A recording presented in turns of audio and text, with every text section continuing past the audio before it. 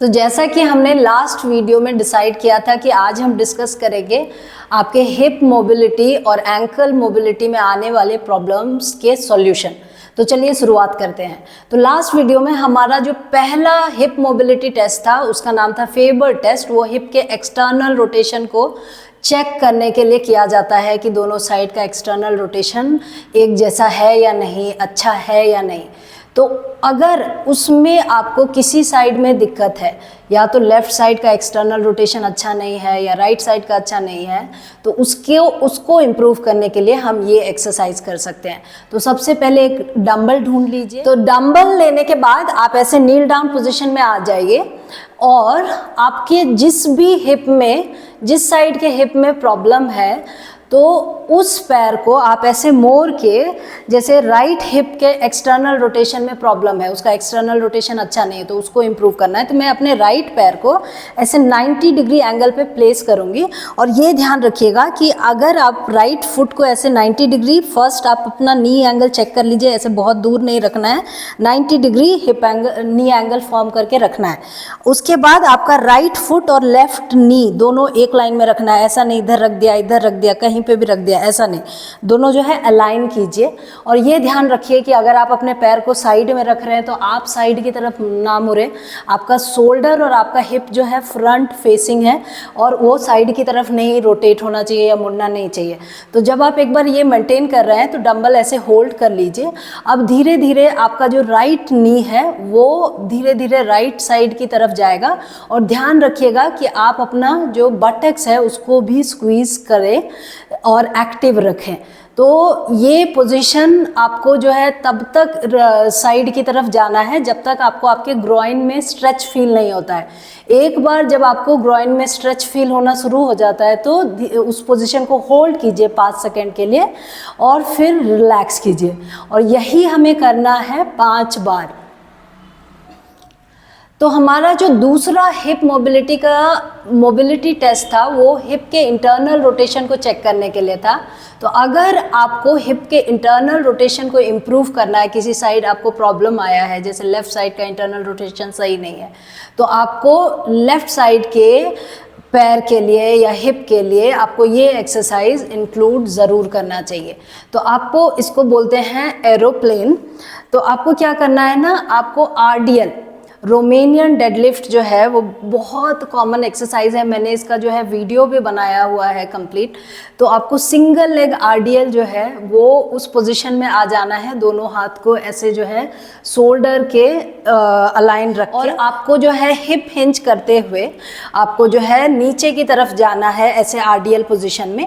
एक बार जब आप इस पोजीशन में आ गए तो आप ध्यान रखिएगा कि जो भी इनएक्टिव लेग है, मतलब जो लेग ग्राउंड से कनेक्टेड नहीं है, उसका टो अभी जो है जब आप नीचे फॉरवर्ड बेंड करेंगे तो आपका टो जो है नीचे की तरफ पॉइंट होना चाहिए।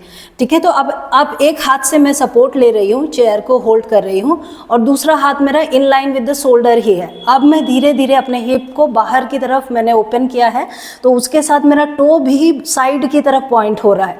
तो इस पोजीशन को जब मैंने एक बार ये अचीव किया तो इसको मैं होल्ड करूँगी 1 2 3 4 5 सेकेंड होल्ड करने के बाद अब मैं इस पोजीशन से धीरे धीरे शिफ्ट करूंगी और मैं इंटरनल रोटेशन में जाऊंगी और अपने हाथों का भी पोजीशन चेंज करूंगी अकॉर्डिंग टू माय कंफर्ट। और जब आप इंटरनल रोटेशन का जो पोजीशन होल्ड करते हैं तो ध्यान रखिए जो एक्टिव लेग है उसके साइड पार्ट में आपको स्ट्रेच फील होना चाहिए। हिप का जो हिप जॉइंट जो है उसके साइड पार्ट में अंदर की तरफ आपको जो है एक स्ट्रेच फील होगा और उसको होल्ड कीजिए उस पोजीशन को फॉर 5 सेकेंड। और एक बार जब ये कर रहे हैं तो आप सेंटर में आके फिर से रिलैक्स कीजिए। तो ये आपको करना है 5 बार। अब हमारा जो तीसरा मोबिलिटी था वो हमारा एंकल मोबिलिटी का टेस्ट था, नी ओवरड्राइव। तो अगर आपका एंकल मोबिलिटी कॉम्प्रोमाइज था, वो नी ओवरड्राइव टेस्ट, किसी साइड आप वॉल को टच कर पाए या दोनों साइड आप जो है टच नहीं कर पाए, तो उसको इम्प्रूव करने के लिए आप क्या करेंगे, मान लीजिए कि मेरा राइट लेग का एंकल मोबिलिटी अच्छा नहीं है, तो मैं जो है उसको इम्प्रूव करने के लिए ये एक्सरसाइज कर सकती हूँ। तो अपने राइट फुट को मैं एक चेयर पे रखूँगी या किसी हायर सरफेस पे, अगर आप आप जिम जा रहे हैं तो बेंच भी यूज़ कीजिए, तो उस पर रखिए। और क्या करना है आपको पूरी तरह से सामने फेस करना है, ऐसा नहीं कि आधा साइड की तरफ। मैं आपसे बात कर रही हूँ कैमरा के लिए, मैं साइड की तरफ मुड़ रही हूँ, पर आपको पूरी तरह से सामने की तरफ फेस करना है। अब दोनों हाथों को आपको अपने थाई पे रख के धीरे धीरे अपने नी को टो की तरफ लेके जाएं और तब तक आगे लेके जाएं जब तक आपको काफ के अक्रॉस स्ट्रेच फील नहीं होता है। तो आपको और ये ध्यान रखना है कि हील को ऐसे उठने नहीं देना है, आपको जो है उसको नीचे की तरफ प्लांट करके रखना है। पूरा फुट पे अच्छे से वेट डिस्ट्रीब्यूटेड रहना चाहिए।